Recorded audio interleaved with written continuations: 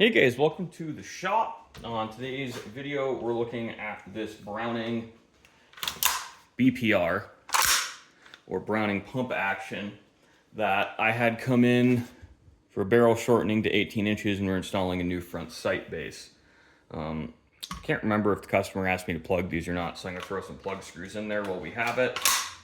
And I wanted to take the time to look at how a lot of factory rifles do cut corners. Now you can see pretty plainly in here. Can you see plainly? Yeah, you guys can see that on camera too, where the finish just stops. This is really extremely common on factory guns. Honestly, they almost all do this. So when I have a gun in, I will brush some, really whatever finish I have out and handy at the time that's water repellent into the end grain. This really makes a big difference with shrinking and swelling and cracking over time. There's more than one reason a stock cracks, but one of the more common ones is they simply did not finish under the wood line. So I like to do this as much as I can get in there. I'm not going to get the brush in there everywhere, and whatever I do is infinitely superior to what was previously there. So I don't worry about doing a perfect job, but stuff like this is part of the finer details in higher end guns. See, I'm just getting down in there and brushing as best I can.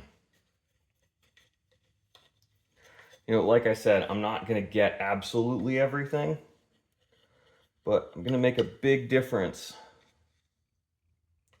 You know, and this is just one of the things that I kind of have to include, especially when I have the stock off one of these, because you just know this is going to be an issue, unless it's something I've worked on previously. I've had other Browning BARs and BLRs in with cracks right here.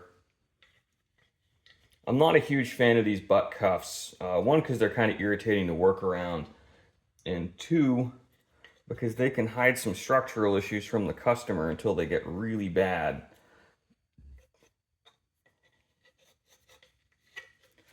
But this is just, you know, kind of what you know to expect on these. And I wouldn't call this a less expensive gun, I would just call this a factory gun. Because ultimately, to do the kind of fit and finish you would expect from a modern rifle at a price point people are willing to pay, you kind of have to do stuff like this. Unless you're charging $5,000 to $6,000 a firearm, it's just, this is relatively labor intensive. This takes time to do. It's not something that can be done instantly.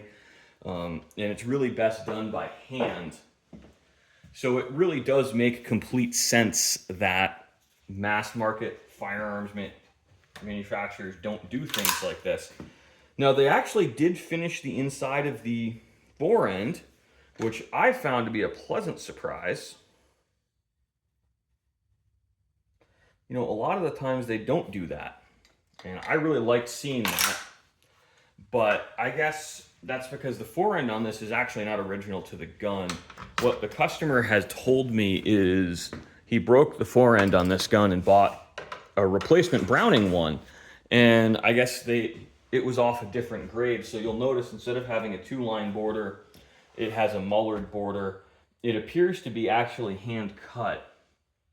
I wouldn't say done terribly well, but not done really badly, all things considered. I think, you know, the high grade of these were like $2,500 or $3,000 when they were still selling, which at the time was quite a princely sum of money. But, you know, for the labor involved, once you get into hand checkering, that really makes a lot of sense. This is quite a lot of hours on the fore end, and, you know, I'd give them a solid B plus, maybe a B minus.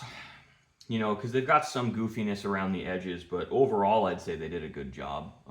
I wouldn't be terribly displeased to own a rifle checkered like this, but I do think I can do a better job than they did on this pattern.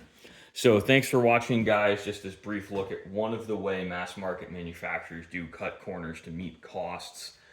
And it's a little annoying when you see stuff like that, but it makes complete sense in context, and it's really not a big deal for the end user to correct.